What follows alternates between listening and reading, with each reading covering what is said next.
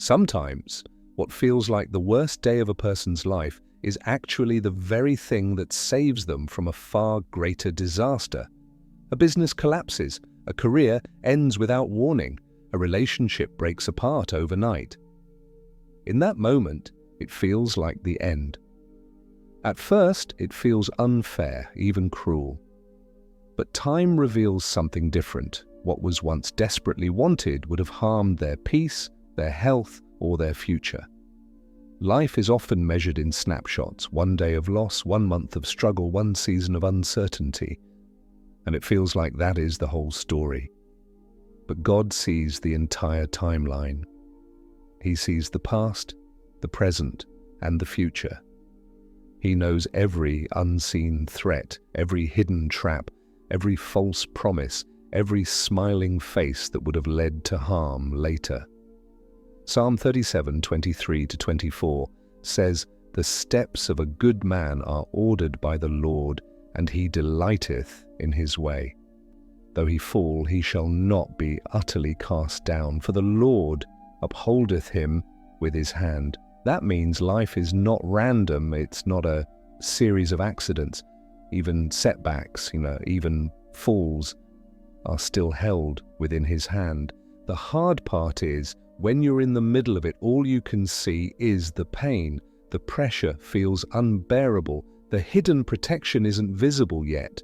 And in that moment, the temptation is strong to doubt God, to walk away, to say, "I can't do this anymore."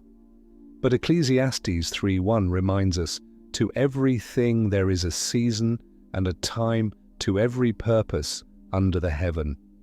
Pain has a time limit. Loss has a purpose. Even waiting carries a reason. There are seasons when a person feels stripped of everything. Savings gone, health weakened, trust betrayed. And the question rises, well, why all at once? It can feel like abandonment, but it isn't. Sometimes the storm faced today isn't only about what's in front of us, it's also shielding us from something far worse that would have come tomorrow. Psalm 30, verse 5 says, "Weeping may endure for a night, but joy cometh in the morning." And yes, the night always feels longer than it is, but morning will come, light will break through. Consider Joseph. Every step looked like a step downward, from favored son to slave, from trusted servant to prisoner, from prisoner to forgotten man. To human eyes, it looked like his life was falling apart, but each step was leading him closer to the place God had prepared. Without the pit, there would have been no meeting with the traders. Without the prison, there would have been no encounter with the cupbearer. Without the waiting, there would have been no readiness for the palace. Many right now are in their own pit. Others are in a prison of circumstances, trapped, misunderstood, overlooked. Isaiah 55:8-9 says, "For my thoughts are not your thoughts, neither are your ways my ways, saith the Lord.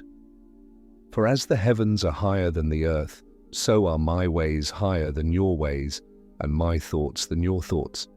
That means understanding is not required for trust. We don't need the whole map to keep walking forward. Faith is not waiting until every answer is revealed. Faith is moving forward even when the road ahead is foggy. The ones who endure hardship are not the ones who never doubt, not the ones who never cry. They're the ones who keep going despite the doubts, despite the tears. They choose to believe there's a purpose beyond the pain. 2 Corinthians 4:17 says, "For our light affliction, which is but for a moment, worketh for us a far more exceeding and eternal weight of glory." Even now, your struggle is working for good in ways you cannot see yet. So while waiting for the bigger picture to be revealed, stay faithful. Do what's right, even when it feels unnoticed. Guard your mind against bitterness. Surround yourself with people who feed your faith, not drain it. Nahum 1:7 says, "The Lord is good, a strong hold in the day of trouble, and he knoweth them that trust in him." God sees your trust. He values it. He will not forget it. In time, the reasons will be clear. The closed doors will make sense. The departures will be seen as protection. The delays will be recognized as preparation. Until that day, hold on, keep walking, and remember this truth. Nothing is wasted when it is in the hands of God. Nothing